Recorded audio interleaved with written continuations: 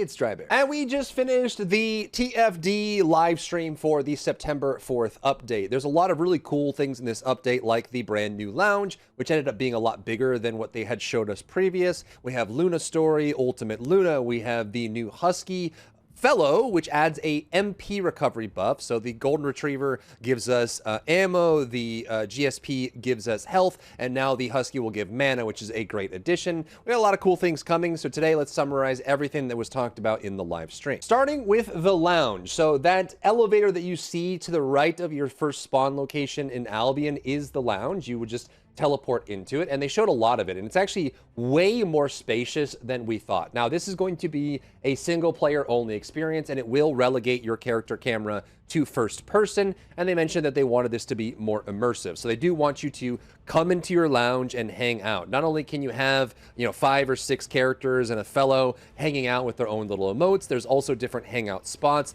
There's like a lounge area that you see here. There's a bathroom area, a bed area, and you can place whatever descendant you want from the list of your descendants that you have. You can change their skins, and you can change the emote that they're doing. There's even a guide sitting at a reception and desk at the beginning. So yeah, when you load in here, you'll see to the right of your spawn location Albion, you'll head to these elevators, and it's just a load screen to get to the lounge. And it kind of feels like a Cyberpunk 2077 apartment. Like you get to you have this space here. All of the decoration areas are fixed, so you're not gonna be like placing things on the ground. You see Guide is the lounge receptionist. She just hangs out. I guess she's a figment of our imagination, so it's not like we have to pay her by the hour. So that's kind of nice. So she's there. They also made it so most of the descendants, including Guide as an option, they will stand up and greet you. They'll kind of acknowledge your existence and wave at you, and there's different emotes and collectibles that you can get. On the back wall, you see that the blue sky with the clouds. You can actually talk to Guide and change the lighting and time of day to whatever it is you want. You want bright morning, you want rainy, overcast, sun, you want evening light or dawn or something. You can see you have 4 different times of day for lighting and 3 different weather styles, and it changes instantly as soon as you set it and kind of sets that lighting there for you, and you have those different spots you can customize. They also will be including a place for you to hang up your weapons. You can go over to the wall here and put up your weapons as display. So you can put your favorite weapons here. It'll also show your favorite weapon skin. There's a good amount of space here for it as well. There's also a place where you can place down your back attachments and chest attachments and things like that. Your favorite cosmetics. I think it's just kind of like a good return on investment thing where you can actually just use them as decoration pieces, both on your character as a skin, but also inside. And you can see they still animate and things like that. What I saw here was some weird issues with level of detail that hopefully they get solved for the launch, but in general, I think it's a cool display. There's also a location for ornaments. So you'll be able to collect ornaments as well as dioramas and even some cool collectibles through the store, and you can display those in various locations in your lounge. They also mentioned that as of right now, with the launch on September 4th, your lounge will be entirely you. Like it's just you in first person walking around and enjoying it. But in December, so like at the end of the year, they do plan for you to be able to visit other people's lounges, but in like an asynchronous manner. Think like Clash of Clans, that sort of thing, where you'll be able to visit someone else's lounge and see their layout, but it's not like you'll be there in first person walking around with them, right? So it's all going to be asynchronous, but later in the year, they did mention that they do want you to be able to visit other people's lounges so you can see what descendants they have on display and what their items and weapons and skins are as well. They also have this large area here, which is the diorama location. This is a new collectible item that you'll get in the patch. They showed off 2 of them here, but it's just a giant display here. It almost feels like a Warhammer 40K tabletop environment setup that you can play around with. I feel like I'm about to be rushing with some space wolves or something, but it looks pretty cool. It's got some cool ideas to it, and I think as long as they find ways. I think if all these collectibles are just collectibles in game, it's good. Hopefully there's not too many of them that are paid, or maybe if they are, they're just part of a bundle, not something you buy directly for Caliber, because I feel like that's kind of a little bit low value there, but it is cool. You can display trophies that you can collect, either doing achievements or various other activities. And there is also a vendor in the lounge as well that will sell collectibles, which is this guy right here. He's just hanging out. We have ETA 0, and now we have Eddie T.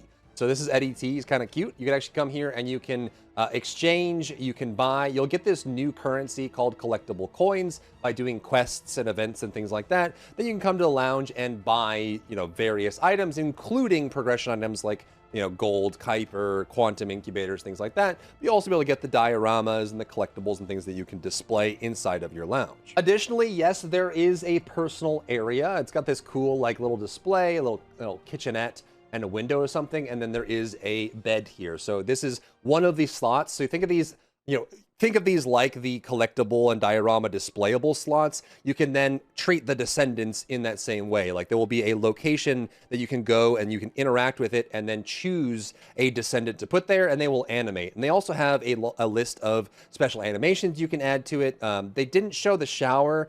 I have to wonder if they didn't because either it wasn't ready for show on the dev branch or they just didn't want to show it on a YouTube live stream. Just it may end up causing them to remove it from the VOD in general. But yeah, you have these locations where you can go, you can put the Descendants down. They have like 7 or 8 different emotes you can choose from. They will display whatever skin you have equipped on them. And all those emotes are separate and unique to the lounge as well. So all of that is pretty cool. Next up, we're getting Ultimate Luna. So the ultimate version of Luna as well as the Luna story. And they mentioned that in the Luna story chapter that we're going to get, it's going to explain where her tattoo came from, a scar that's on her body, as well as why she listens to music. So a little backstory for Luna. I know a lot of people do like her, which is pretty cool. And because we're getting the ultimate version of Luna, that means we get 2 new red mods, which are pretty sweet. Now, it wouldn't be a First Descendant patch without really horribly named modules and very indescript, vague descriptions here. So unfortunately, hopefully they change this for the English version. I don't know if this is a localization issue or whatever, but both modules start with the word battlefield for whatever reason. Don't ask me. So you have the Battlefield mod and the Battlefield mod, Battlefield Concert and Battlefield Artist. The difference between the two of them, quite simply, is the Battlefield Concert is going to be a way for you to have a spammable unique weapon attack while staying on your platform permanently, which is pretty sweet. And the Battlefield Artist allows you to remove your unique weapon entirely and use weapons on your own while unlocking her song kit while using a normal weapon, which is what people have been asking for a very long time. This is the first one, Battlefield Concert, I believe. So this is going to be the one where you stay on your platform permanently for as long as you want. They also show off Ultimate Luna and her new ultimate platform for her being inside of Song. But this actually gets kind of crazy. So you actually get to get up onto your platform, and there's new debuffs that you apply as well, and the mini game changes for both of the modules actually. So you have these kind of coming in from the side. They're a little bit, more intense and not as spaced out, and you get the option to kind of send those notes out. However, with this module, the Battlefield Concert variant,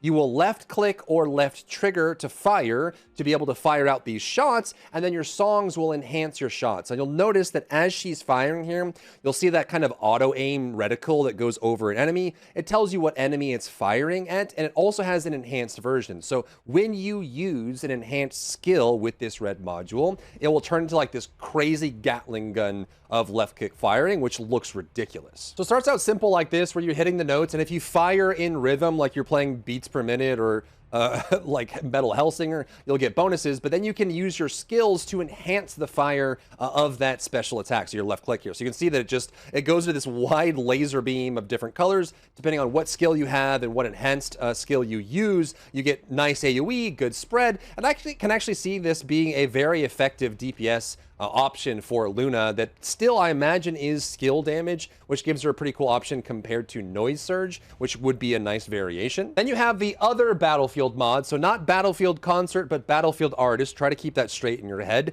This one just removes the unique weapon entirely and instead starts stacking up buffs for you and your team. The primary buffs you're going to want to care about here are firearm attack, firearm crit damage, and weak point damage as well. So it's a pure gun build for Luna. You'll notice that now that we have Battlefield Artist, not Battlefield Concert, Battlefield Artist equipped here, you'll notice that she's carrying her normal weapon. There is no unique weapon. She's not on a platform. There's no like normal dance going on. And all of her spells, like her songs, are still usable. So you can stack up the buffs. You'll notice at the bottom there, you get those buffs there. And based on what songs you use, you'll getting a stacking buff that goes on top of it. It seems like there's going to be a diminishing return on that, where every time you use a song, the amount you get on subsequent songs goes down. So trying to encourage you to spread it out across all songs to get the most value, pound for pound, so you don't just spam crit damage or something like that, but it gives you that option. You can mix those together, and I think this is a great option for people that want to be able to use a weapon on Luna, not just be as part of her song, which Luna has tons of problems right now. She can't hover bike and all of that, but there's a cool change that they're adding with this patch. And that is, while Luna is on her platform, they are adding the functionality to be able to grapple. Now, they didn't mention this as far as I could tell, and it doesn't seem like you can get on your hover bike while this is happening, but as you can see, they've updated it so that even though you're in the middle of your performance and you're on your platform, you can still actually grapple, which in and of itself is already a massive change that gives her some mobility. Hopefully there's more ways when she's on the platform she can interact with, you know, objectives. This is also a big problem with Luna, where she has to cancel her song to pick up an item to deliver to an area. She has to cancel her song to interact with a little console to start a quest in Void Vessel or whatever. The fact that she's so limited on the things that she can do when she's on the platform causes a lot of problems, but getting a grapple is a nice win. Next, there are new modules coming to the game. There are 3 new Ultimate Descendant modules, so the yellow modules, under the RK Tech category, and there's also 3 new trigger modules which are kind of interesting. The first one is Blazing Zone. This is a field deployable with ticking damage, which is just a ground area effect that spawns when you use a toe type skill. Now, we used to have 2 Descendants that had toe type skills. Then we lost one because Valby lost her toe. So now we only really have Lepic that has a toe. However, they recently added Nell, which has one as well. So at default, you can trigger this Blazing Zone by using either Lepic or Nell, though there is a toe effect on Power Beyond. I'm wondering if that triggers it, but I guess it wouldn't matter because you can't have 2 trigger modules anyway, so forget me, I'm just talking nonsense. Now this one, personally, I think some of the trigger modules that have area of effects, I feel like they're a little bit small. However, I think this one gets a pass because it's creating, you see that blue dome that spawns when you use a toe skill. I think this one's actually big enough to be effective because it has a vortex effect on it. The area is not super large, it's large enough to be stuck on an elite or commander or something like that, or hit the toe of a Colossus, but in general, because it has that vortex effect, I think it gets a lot easier to use. Next up is Tactical Acceleration, and this one is pretty nuts. So this one is if you use a supply type skill, again, with the tag on an ability that has supply, when you use that, you will grant yourself the ability to fire without having to reload, and it's to self and allies as well. So you essentially are, for a period of time, 8.5 seconds if you have a perfect roll on your trigger module, you'll be able to apply to yourself and nearby allies, basically glay mode for 8.5 seconds, which is pretty sweet. So the way this functions is that if you fire and hit 0 rounds while this buff is active, it will automatically reload the weapon with whatever rounds you have available and continue firing and then reload. So you turn into glay mode. So I'm guessing the implication on this is really, really strong, and hopefully we get some really cool weapon builds that get to utilize this. And because you can, trigger it for yourself and others, this kind of makes it like an extendable Enzo type effect, and actually would make Enzo quite powerful. Even, being in a party with characters like Serena, or even just like a Valby gun build or something like that, or like a Haley gun build, I think something like this could go a long way. It does also have a movement speed while firing effect on it, but there he uses a supply skill, and watch the ammo, it goes to 0, reloads, goes to 0, reloads, goes to 0, reloads. This has really cool implications, and might even replace things like firing Fiesta, for example, that give you that infinite shot, because you can have that with a supply type skill. Lastly, the third trigger module added with the upcoming patch is Storm Bullet. This one is another ground deployable, just like the first one we got with Blazing Zone. However, personally, in my opinion, I'm not super impressed with the default configuration of this trigger module. I could be wrong, it could end up being good, but at least for me, it feels like the skill power modifier is a little bit lower compared to what it should be, and also feel like the radius is too small. 3 meters on a ground deployable, I feel like, we can show some footage here of them attacking like stationary targets, which would look like this. However, my issue with that is that because it's such a small radius, I feel like in normal battle conditions, the enemies are going to walk out of this. You can see it spawns 3 of these, but they're so small. Even here, you're barely hitting all the enemies with that. You spawned a bunch of AoEs, but it's hitting 2 out of the 9 enemies on screen, and all the enemies are stationary. There is a limit of 3 per projectile here, and it seems like, people in my chat have theorized that maybe with a lot of projectiles, you can spawn a lot of them. The module says that it has a max of 3 deployables spawned. You can see this is only hitting 3 enemies out of the 9. Like the area is too small, and I feel like the damage is too low for this to be really strong. Obviously, they could buff it if it ends up being a problem, but to me, it's not super impressive. They do switch to Sharon as well, and then do her area suppression with lots of projectiles. It has to be a piercing projectile. However, even here, at least by my eyes, it seems like even though you're shooting a bunch of projectiles out, it does seem like it's only spawning 3 area. I see 1, 2, 3 personally, and then you have the damage ticking there as well. So maybe this ends up being better than what it shows right here, or maybe this is just a case of, them having high-level mobs with a bad build and it just looks bad. But personally, for me, I still think this is going to be a problem in just the size of it and the amount of damage it provides. Next, we're getting 3 new ultimate modules for Descendants, and I'm super glad that these are in a category that really doesn't have as much competition, right? Like this isn't like a crit damage category. This isn't like an attack category or a battle category where you're constantly just fighting over mutual exclusion on which mods you can use. Since it's under Architect, it means that you're kind of choosing between the other Architect modules,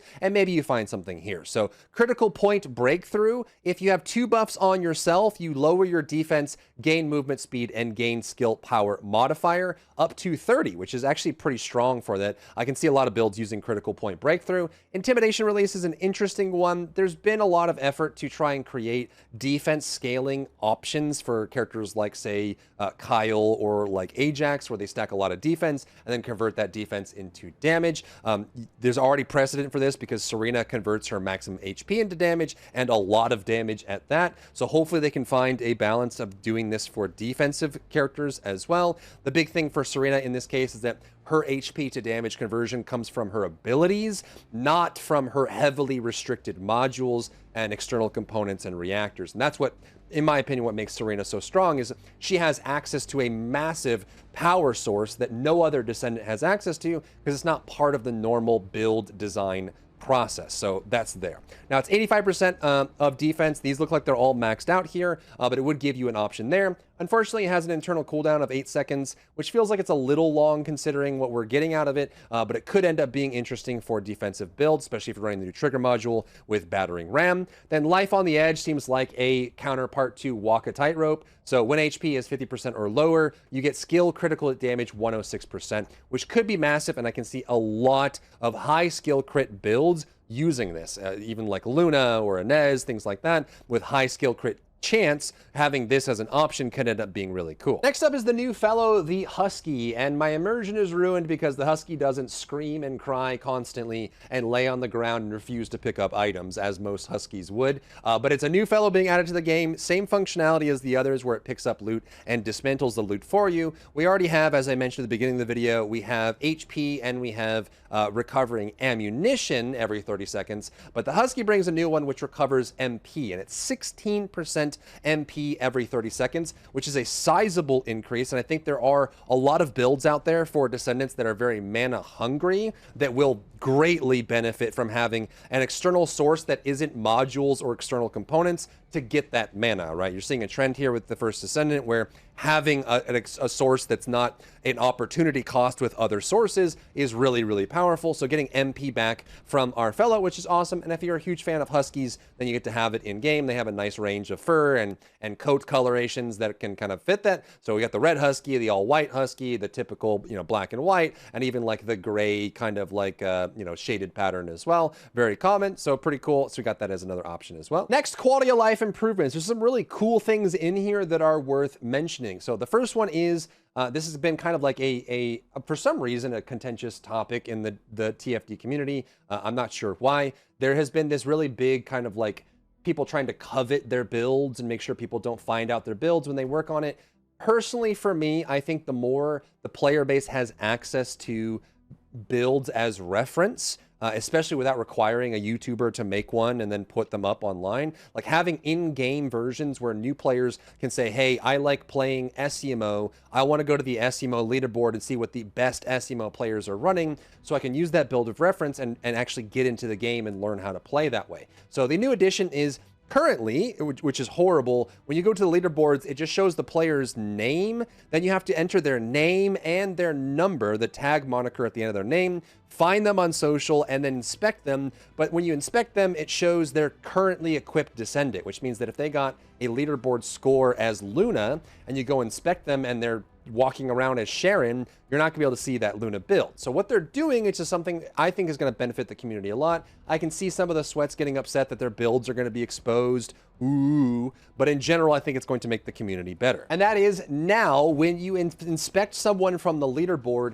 it will snapshot the build they had when they got that leaderboard position.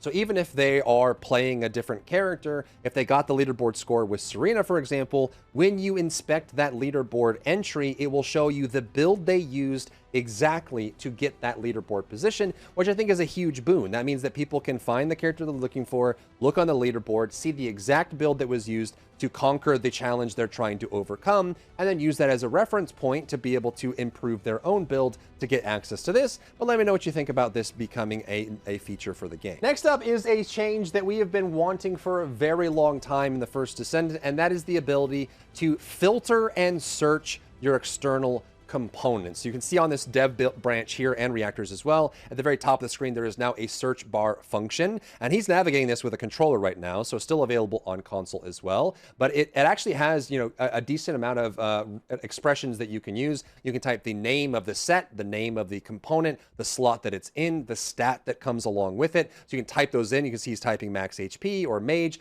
and that way you can filter. So if you're looking for your ascending knight set, or you're looking for your, your fire brand set, or you're looking for your plague set, you can just type in the name and it'll search and filter it, which is huge. It makes it way easier. We have so many external component sets now that it's much easier to be able to search through them. Now, they also have this filter screen as well for the people on console that don't have a keyboard plugged in. You can click on this, click on the different options. It uses the same menu as the party finder functionality. So you can go through, look at the different stats, look at the slot it goes in, the quality of it, the upgrade level, and all of that. And you can choose those as a filter, hit OK, and it'll filter your external components or your reactor with that as well, which is an awesome quality of life. Now, a couple more on here. I actually missed this during the live stream, but my chat was telling me that what they described for this, for the hover bike feature improvement, is that it will bump Vulgus out of the way when you hit it. I'm curious if that applies to like commander or elite level enemies, or if it's only just small cannon fodder, and if so, how far does that filtration go?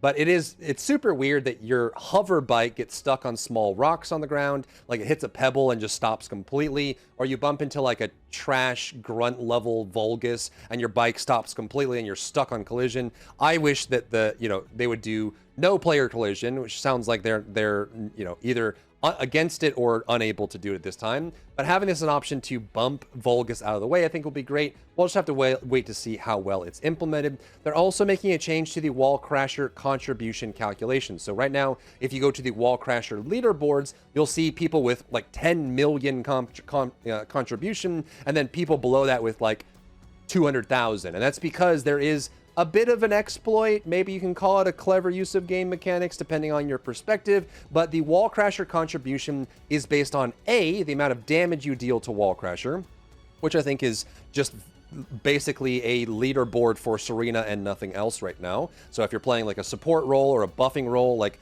a defense shredding Sharon with corrosion, or you're doing like a Luna buff or something, you get very little contribution for the leaderboard. But there's also a bit of a exploit, if you want to call that, where you can join a Wall Crasher, kill the Wall Crasher, exit, join again, kill the Wall Crasher, and every subsequent Wall Crasher adds to your contribution. So what some people have been doing is they set up multiple parties of people joining different Wall Crashers, and since you can invite people ad hoc in the middle of a Wall Crasher and they can join in on the encounter, some people have been doing like 6 to 10 Wall Crashers every hour. So instead of getting 50,000 contribution or 20,000 contribution, they're getting like 1 million or like 800,000 or something, because they load in, they kill Wall Crasher, they load in, and they just do it over and over and over and over and over, which it feels like that's not really the intended usage, and it also feels like it's just a little bit very intense to climb the leaderboards on there. It's not the end of the world, because really you just need 70,000 contribution to get your rewards for every week. Not a huge deal, but they're changing it. So now it will only take your highest contribution for that hour. So even if you do the trick where you can load into 6 to 8 different wall crashers, it will just find the one that had the highest contribution and only count that, which means the leaderboard should be a lot safer. And lastly, they're doing a pass on the Battle Pass Daily Challenge. They've been doing this pretty much once a week, every week, because a lot of the Battle Pass challenges are just mind-blowingly bad for a lot of reasons. Like yesterday I got a date, like 2 days ago, I got a daily quest that said, hey, since you're popping in for your daily, you know, you finish your dinner after work, why don't you just casually do 25 dungeons tonight? And I don't know who at Magnum decided that people just like, you know, with a bite of sandwich in their mouth, just casually do 25 dungeons in a row for a daily quest. But they're nerfing some of the values on these, and they're also making it so some of the daily challenges are related to your mastery level. So, for example, there's a Battle Pass challenge now where it asks you to go farm amorphous materials, like get the more amorphous materials. However, if you're mastery 30 or something, you know, 27 to 30, you probably don't need to. And it feels like you're going out of your way to go do something that you don't need to do, especially if you already have everything. So they're going to make it filter a little bit by mastery rank and then make some adjustments to the Battle Pass challenges as well. Next, they promised that in Season 3, they will be doing monthly balance updates. And so we are getting balance updates for Descendants in the September 4th update. The primary one is Lepic, so Lepic getting some cleanups. They didn't really show too much of this. They showed one of his red mods being changed and then just verbally described the changes. So there's not gonna be like a whole lot to show here, but the descriptions sound pretty decent. And they're also getting a buff for Blair, Freyna, and Bunny, and they confirmed that there are no Serena nerfs in this. They're sticking to their guns on not wanting to nerf her at all. So for Lepic, they're making some improvements to the overclock, his like deployable Mega Man arm. So they're improving the firing speed of it and also adding crit damage to it as well, which should help improve his damage throughput. They're also updating the explosive stacks red module to fire 4 grenades. So you get like a cluster of grenades that come out, which will increase the damage and effectiveness of it. And then they said there were some other changes that they didn't really describe all that well. So just know that they're improving his ultimate, they're improving the explosive stacks module, and potentially maybe 1 or 2 other changes that could be beneficial to him. And again, they mentioned that they're being buffing Blair, Freyna, and Bunny, but they didn't give any details as to what they're doing with those characters.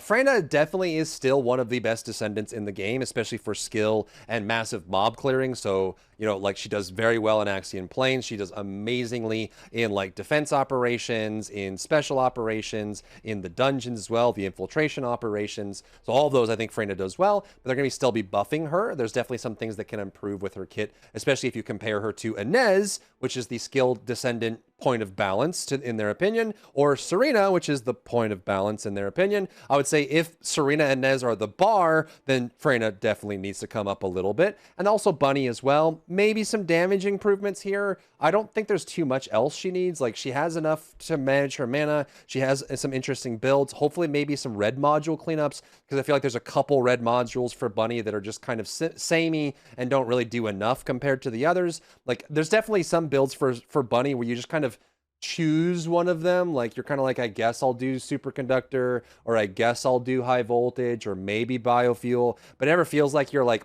defining a build in a lot of ways. So maybe some changes to red modules, I think that would be great for her, and maybe some damage increase to bring her closer to Inez's level. Moving on to cosmetics. So there are I guess 4 total cosmetics to look at here coming to this patch from like a character skin perspective. The first one is this skin here that we see here, which they're about to close. We can kind of pause that. So this is the Ultimate Luna skin. Every Ultimate character comes with an Ultimate level skin that pairs with the release of that Ultimate, and this is Ultimate Luna. So the asymmetrical, you know, arm sleeve with bright gold. She's got long braids coming off with a flared skirt that just above the hip line. Then she has like the stockings that go up and that piece there. So this is the Ultimate Luna skin. But there's also a character-specific skin for the First Descendant herself, Serena. This is an angel skin. So this is going to be a 2-piece headpiece and body piece, and they describe this as, this is how angels dressed in old Ingris. So I guess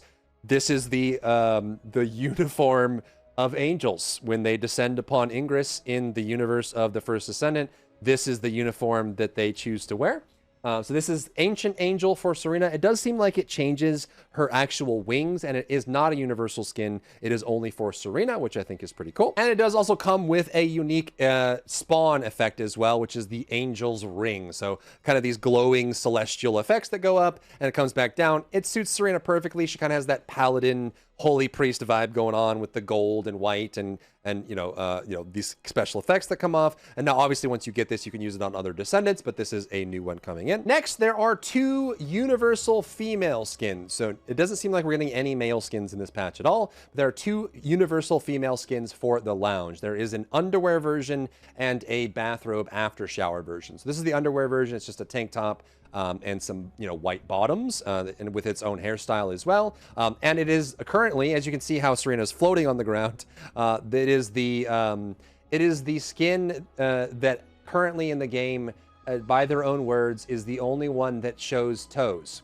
So they are very adamant that this is the barefoot skin, and there is a toe painting emote inside of the lounge that allows you to sit up on the bed and paint your toenails with nail polish. So there you go. If that's what you're after, they've got this one here. Then you can use this one as you're zooming around in your 400% operations, facing down the Vulgus with your lounge underwear skin. But yeah, it is the Ripley setup from the original Alien, which is pretty cool. So if you wanted that kind of vibe. Now, granted, she was fighting for her life while being hunted by the most dangerous organism in the entire universe overall, but, this is going to be the lounge variant. Then there was also a bathrobe variant as well. So you kind of have this one set up here. This one is supposed to be like, after you take the shower in the lounge, you have your bathrobe, and it also has its like bathrobe tied up hair as well. But again, both of these are universal skins for the female Descendants. So it's kind of like this wide set out here, and she's got slippers on as well. This feels like she's, I don't know, like she was in the middle of the shower and someone was like TPing her yard. So she ran out with her bathrobe and towel on to shoo the neighborhood kids away. But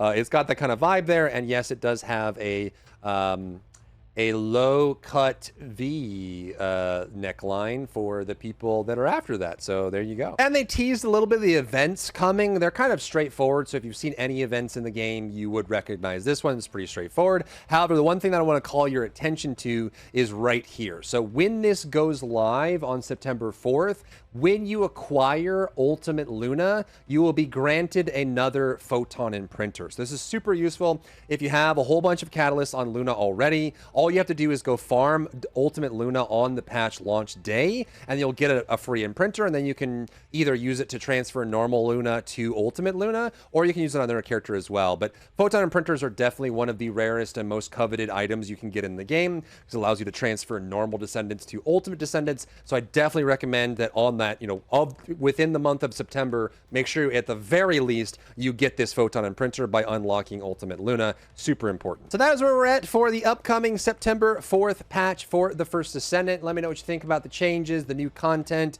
all of the things coming into the patch as well. Some cool stuff here, and some options for characters that I think, definitely needed them. So new options, new variety, new build, maybe coming online for some characters as well. Let me know what your thoughts are on the patch down below. If you found value in today's video, leave a like down below, leave a comment for the algorithm to help this video get seen by more people, and don't forget to check out my other channels for other content and other stuff and other things.